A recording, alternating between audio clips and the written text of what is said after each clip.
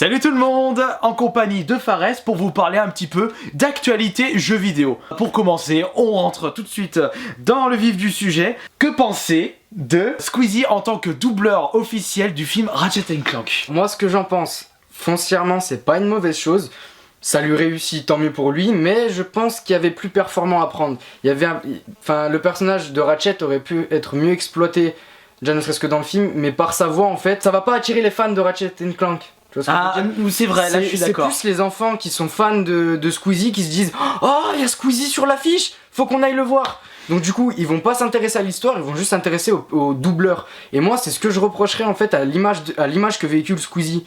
Et c'est ça le problème du film, c'est qu'il véhicule l'image de Squeezie plutôt que l'image de Ratchet & Clank. Parce qu'en plus, dans le jeu, ce n'est pas Squeezie qui double le personnage. Je pense qu'ils auraient dû prendre le doubleur original, ça aurait été... Même dans le film, tu veux dire. Français, même dans le film. Bah le truc, moi ce que je pense, c'est que... Est-ce que tu as écouté son doublage déjà? Alors j'ai regardé quelques scènes avec John Rachid et le Rire Jaune, quand ils sont en train de doubler, donc j'ai vu un petit peu comment ça se passait, mais les scènes je les ai pas vraiment regardées. Mais après, il a l'air de s'y plaire, tant mieux pour lui. Mais je pense qu'il y avait meilleur à prendre, et notamment le doubleur original. Et je pense vraiment qu'il aurait accepté, parce que faire un film sur Ratchet & Clank, je pense que ouais. Et comme tu le disais, c'est plus pour attirer justement le public de Squeezie, pour faire mieux marcher le film en France, parce que je pense qu'en ce moment ils sont un peu dans une pente assez une pente raide où ils ont vraiment pas le droit à l'erreur. Mais moi, en ayant regardé et écouté la bande-annonce de Ratchet, je trouve que sa voix passe très bien. Ouais. J'ai été même choqué parce que j'avais peur d'écouter le Squeezie que je vois habituellement dans les vidéos. Enfin habituellement, pour le peu que je regarde, je vois à peu près... Le Squeezie normal. Voilà, son Squeezie, mais là, le doublage est très bien. J'ai pas l'impression de reconnaître le Squeezie de ses vidéos. Bah, si ça se dit comme ça. De ce que j'ai vu, je trouve que c'est un bon point. De ce que j'ai vu, c'est qu'il a fait un effort sur sa voix. Pas que lui, les deux autres doubleurs que sont John Rachid et le Rire Jaune ont fait aussi un grand effort. Ça lui réussit, tant mieux, mais moi pour ma part, je pense qu'il fallait prendre le doubleur original. Ne serait-ce que pour plaire aux fans de la saga originale. Je pense que tous les fans de Ratchet & Clank ont été déçus de voir ça. Et ça va en désintéresser plus d'un. Après... Le problème je pense qu'ils s'en foutent un petit peu du public, ceux qui ont conçu le film. Ouais. Ils ont fait ça, je pense. Ils ont ramené ils ont ramené Squeezie pour l'image de marque, pour que les enfants viennent et pas pour l'histoire que le film rapporte. Moi, je trouve ça un peu dommage. Mais par contre, moi, je ne suis pas du tout d'accord sur le bashing qu'a eu Squeezie par rapport à l'annonce. Puisqu'au final, il est vrai que si le doublage en lui-même était foireux, j'aurais peut-être compris un petit peu le bashing, mais là le doublage est bien, donc je ne comprends pas. Je pense plus que les gens sont très déçus que ce n'est pas le doubleur officiel qui a fait ceci. Après, faut bien garder ça en tête. Moi pour ma part, j'aurais bien voulu que ce soit le doubleur original. Que ce soit le doubleur original. Mais le fait que ce soit Squeezie, ça me déplaît pas pour autant. Autant laisser une chance, moi je veux dire. Moi je pense que les détracteurs de ce film ne font pas la part des choses en fait. Ils ne dissocient pas Squeezie de son image en fait. Voilà, tout à fait. C'est ça le problème. Et c'est pour ça qu'il faut bien écouter le travail fait par Squeezie. Et je trouve que c'est un bon travail. On va maintenant passer à la deuxième actualité pour cette vidéo. La fin, mais il fallait s'y attendre, de la Xbox 360. Ils ont annoncé récemment que il n'y aura plus de production de Xbox 360. Ils ont arrêté la production. Il fallait bien que ça s'arrête un jour, surtout que la Xbox One c'est quand même assez bien implantée. Pas tant que ça. Dans le monde, je dirais entre guillemets, mais aux États-Unis, elle marche très bien. Aux États-Unis, en France, au Japon, elle a bidé. Mais au Japon, c'est la catastrophe. En France, elle a du mal par rapport à la PS4. Elle a beaucoup de mal. Bah en France et en Europe en général, c'est vrai que la concurrence elle est rude. Qu'ils aient arrêté la 360, fallait s'y attendre début 2016. Moi je m'y attendais plus vers l'été 2016. Je me suis dit hiver 2016 la production va s'arrêter. Mais est-ce que c'est une mauvaise chose dans le fond? Je ne pense pas. Bah il faut bien laisser la place aux nouvelles technologies. Elle a quand même fait un bon bout de chemin. Il y a eu de belles choses qui ont été faites. Il y a vraiment une belle guerre entre la 3.6 et la PS3 quand on y regarde bien. C'était une superbe guerre. Mais maintenant, la grande question à se poser est: est-ce que le Xbox Live de la 3.6 va-t-il continuer? Et ça, pendant combien de temps? Très bonne question. Après, je pense que ce sera moins dramatique qu'il s'arrête par rapport à la PS3, parce que la PS3, le service est gratuit. Je pense pas en fait qu'il va s'arrêter tout de suite le service du live, parce que étant donné nombre de personnes qui ont payé pour avoir un abonnement live, je pense qu'ils vont attendre qu'il y ait le moins de personnes possible sur le truc pour complètement supprimer les serveurs. Faut pas oublier que quand t'achètes un abonnement live, tu l'as sur Xbox One et sur 360. Après, ça peut pousser le consommateur, le consommateur, le client, le joueur à acheter la Xbox One. Oui. Son abonnement, par exemple, moi je pense que s'il pose une annonce, les serveurs vont être fermés, bah, les joueurs ils vont se dire merde, putain, moi j'ai encore 1 an ou 2 de Xbox Live, je vais les perdre. Bon bah j'achète la One pour voilà. Stratégie marketing. Voilà, mais ça va être un achat ça va être un achat forcé en fait. Mais ils vont pas le faire tout de suite, ils vont attendre un petit peu. Bon, mais comme on le dit 2017. toujours, wait and see. Je pense qu'ils vont peut-être fermer les serveurs fin 2017. Fin 2017, c'est sûr pour ma part. Ouais. Mais après, faut voir parce que quand même plus récemment. Sur les serveurs de la PS2, le dernier serveur ça a été assez récemment. Je sais pas si j'étais même pas au courant qu'ils existaient encore les serveurs PS2. Il y a eu le dernier serveur, donc je pense que c'était un petit serveur pas très très populaire. Ouais. Mais il s'est fermé. Faut se dire que ça s'est fermé plus de 6 ans, 5-6 ans après quand même. Bah non, la PS2 était sortie en 2000. Moi je parle de l'avènement des serveurs en ligne de la d'accord, PS2. ouais. C'est ça que je veux dire. Donc ouais, franchement, il y a eu du temps. Donc est-ce qu'on peut s'attendre à la même chose pour la Xbox ? C'est possible, mais faut pas oublier le marketing derrière que Microsoft pourrait imposer aux joueurs. D'ailleurs, en restant toujours chez Microsoft, on va passer à la troisième actualité de cette vidéo. On va parler un peu des nouvelles Xbox One cet été annoncées à l'E3. Qu'est-ce qu'il faut s'attendre pour les nouvelles Xbox One ? Est-ce que vont-ils faire une Xbox One pour mieux plaire au public japonais ? Avec design d'un jeu ultra populaire au Japon, un jeu qui se vend bien. Déjà, faut trouver un jeu qui se vend bien au Japon par rapport à la Xbox One. J'aurais dit l'attaque des Titans, mais c'est une exclusivité PS3. Si on en revient avec la Xbox 360, ce qui faisait bien marcher la console 360 au Japon par rapport à la PS3, c'est qu'elle avait des exclus au niveau des manic shooters. Les manic shooters, et je me demande s'il y en a pour l'instant sur Xbox One. Je suis pas trop l'actualité manic shooter. Peut-être que je demande ça à Johan. Qu'est-ce qu'il faut s'attendre ? Peut-être une Xbox One Slim. Qu'est-ce que ça peut apporter ? Moi je pense que c'est le plus probable une Xbox One Slim. Déjà pour rectifier les premiers défauts de la console. De toute façon ça c'est comme toutes les consoles. Voilà, mais c'est pour ça que quand une nouvelle génération sort, faut souvent attendre qu'il y ait une réédition des consoles, une refonte des consoles pour que tous les bugs soient corrigés en fait. Ou alors on prend une garantie au cas où. Ouais, la garantie, c'est vrai que la garantie c'est un bon avantage.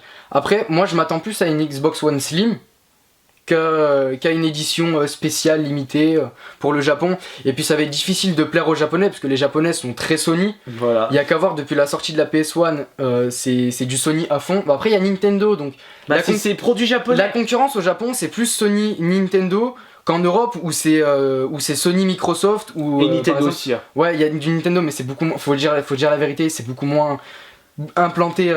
Attention, ne surtout pas confondre le marché console et le marché console portable. Ouais. Parce que console portable par contre Nintendo il cartonne tout partout dans le monde. Ouais, mais après voilà, moi je parlais plus des consoles de salon. Voilà, mais c'est ça qui est marrant quand même, c'est que si on prend si on regarde en détail le marché français en termes de vente de consoles par rapport au marché japonais, on regarde qu'au Japon le niveau console de salon, on remarque que limite les consoles portables dépassent. Non, c'est carrément ça. Les consoles portables dépassent le marché console de salon, que ce soit 3DS, PS Vita. Mais en France, le marché console portable de chez Sony se casse carrément la gueule. Mais la Xbox One arrive mieux à s'en sortir qu'au Japon. Enfin, je sais pas si c'est compréhensible, mais après, ce que je veux dire, c'est que ça dépend de la situation géographique. Voilà, aux États-Unis, ils sont très portés sur Microsoft parce que. Mais en fait, je pense que chaque pays, chaque région est portée sur une console parce que telle console est originaire de tel pays. Donc Japon avec Nintendo et Sony et l'Amérique on va dire avec les consoles de Microsoft. Voilà. Donc moi par contre ce que j'aurais bien vu et je pense que c'est pas vraiment possible, ce serait une console portable de chez Microsoft pour faire la concurrence justement à la Vita et à la 3DS. La Vita en France, la Vita elle est presque morte. Il y a beaucoup de magasins, ils vont être dépourvus de rayons parce que ça marche tellement pas. Ah bah là il va y avoir des sacrément 70% sur la marchandise. Maxi Toys par exemple, ils m'ont expliqué que ils vont plus avoir de rayon PS Vita parce que ça ne marche pas. Putain. Donc toi ça va te faire plaisir. Ça va me faire chier parce que le truc c'est qu'après il y en aura plus des jeux et ça va être de plus en plus compliqué de les trouver. On va passer maintenant à une quatrième actualité de jeux vidéo récemment. On va parler un peu de Pokémon. Il s'avère que Hollywood se battrait pour avoir les droits de Pokémon pour en faire un film. Un beau coup de poker ou la catastrophe comme Dragon Ball. Alors autant... Est-ce que tu l'as le DVD ? Non, je l'ai Non, pas. Enfin, j'ai le jeu, putain. Dragon j'ai le jeu. Ball sur PSP. Sur PSP, juste ici. En tant que jeu de baston est très bon. Mais le film, c'est des merdes. Littéralement, c'est ça. Le problème, c'est que imaginons qu'ils font un Pokémon à la sauce hollywoodienne, ou carrément à la sauce Fast and Furious, où on voit les dresseurs sur leur voiture, sur leur bien bicyclette, ça serait marrant. Mais après, moi, de mon expérience de fan, parce qu'à la base, bon, c'est de fan de manga, on va dire, d'univers Pokémon et Dragon Ball. C'est vrai que j'ai été quand même assez déçu des adaptations, que ce soit en film hollywoodien ou japonais. Mais après, une surprise peut-être tant bonne que mauvaise, mais bon, dans les deux cas, ça va être une surprise, mais je pense plus mauvaise que bonne. D'ailleurs, c'était lequel? Ils avaient sorti, je crois, Saint Seiya au film, non?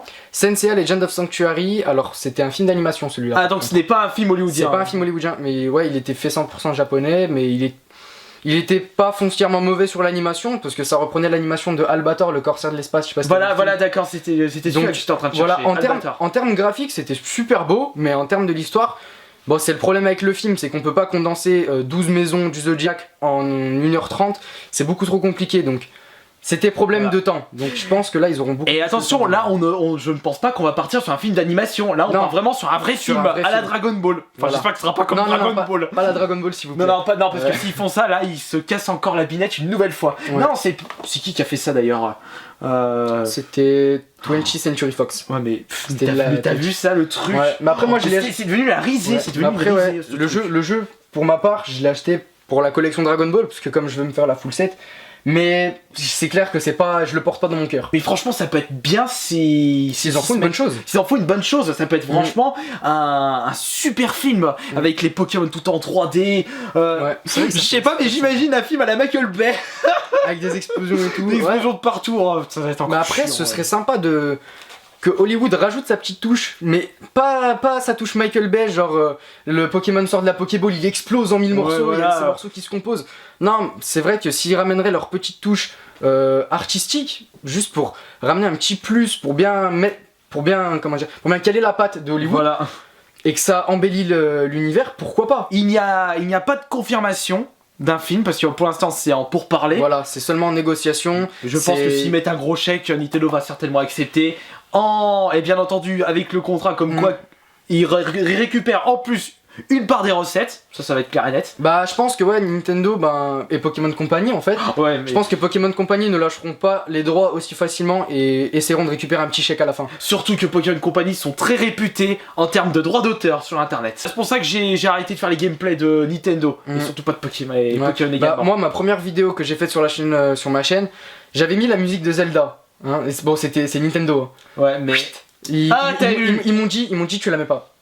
C'était quel Zelda? C'était Zelda Wind Waker, mon préféré. Ah ouais, mais il est un peu trop récent, ils l'ont ressorti sur Wii U.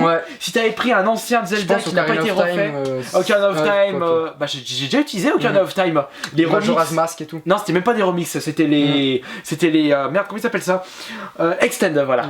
J'ai fait les Extend, je me suis pas pris des droits d'auteur. Mais après, heureusement, ils m'ont dit correspondance établie avec un tiers, mais ils m'ont pas vraiment striké ou quoi que ce soit. Donc ça va, parce que je pense qu'ils avaient capté, c'était ma première vidéo. Non, je crois le bot s'en fout Je pense que le bot n'a aucun complexe. Terminé du coup cette vidéo avec la dernière actualité. On a vu sur jv.com comme quoi sur Dark Souls 3, ils offraient un chèque de 10 000 $, pour le meilleur speedrun. Putain, c'est énorme. Attention, pour l'instant, c'est seulement réservé aux Australiens et Néo-Zélandais. Voilà, je vais y arriver. Et le problème, c'est que c'est dommage pour les compétiteurs américains parce qu'on sait que les Américains, les je sais pas tout le monde, le monde entier. Le monde entier. Je sais qu'on a beaucoup de speedrunners en France. Après, je ne sais pas qui sont les spécialistes des speedrunners sur Dark Souls. Je ne sais pas qui sont les spécialistes dans le monde. Je sais plus, mais il me semble qu'il y a eu un speedrun sur Dark Souls sur la chaîne Realimiop. D'accord, mais celle qui est spécialiste en speedrun, je m'en souviens plus du tout, le nom m'a pas marqué. Et donc je pense que les spécialistes des speedruns de Dark Souls du 1 et du 2 risquent d'être un peu déçus s'ils voient que ce défi est réservé aux Australiens et aux Néo-Zélandais. Sauf s'il est Australien ou Néo-Zélandais. Mais après, c'est vrai que 10 000 $, ça peut être pas mal. C'est une somme intéressante.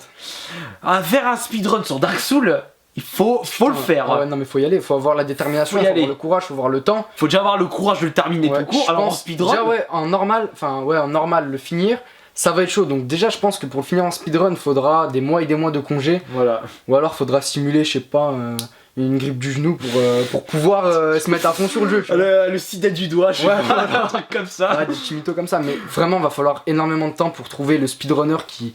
Déjà, la personne qui finira déjà le jeu le plus vite, et déjà pour déterminer ça, ça va être complètement... Bah déjà pour terminer le jeu, essayer de terminer un jeu, que ce soit Dark Souls ou un autre jeu, il faut le squatter à mort. Faut le temps. Faut trouver le temps, faut surtout trouver la motivation. La motivation. Même moi qui adore jouer à certains jeux, je n'ai pas la motivation pour faire des speedruns.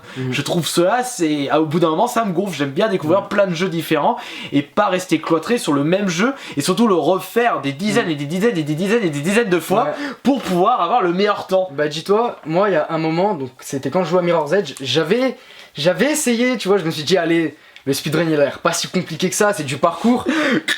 Franchement, ouais, mais en fait, je me faisais séquence par séquence jusqu'à ce que je maîtrise parfaitement et que je trace mon truc direct. Sauf qu'au bout de, je sais pas, de 4 heures de jeu, ça m'a saoulé. C'est trop répétitif. Voilà, c'est ça qui c'est trop répétitif. Mais c'est le jeu, c'est comme ça. Si c'est répétitif, c'est le principe d'un speedrun, j'ai envie de te dire. C'est pour ça que moi, en termes de compétition, je préfère faire les trophées. Ouais, bah oui, c'est largement mieux. Tu découvres le jeu sous une autre facette. J'espère que cette petite vidéo vous aura plu, où on parlait un peu d'actualité de jeux vidéo. Vous n'hésiterez pas à débattre de ces actualités dans les commentaires, et vous n'hésiterez pas à dire si vous avez bien aimé ce concept de vidéo avec quelques youtubeurs où on parle un peu d'actualité, puisqu'il n'y a pas que moi qui ai le droit de donner mon avis. J'aime bien connaître l'avis des autres aussi, hein, et essayer de créer un petit débat. Avoir des opinions qui divergent, c'est bien aussi. Voilà, bah en tout cas, merci beaucoup et à la prochaine. À la prochaine.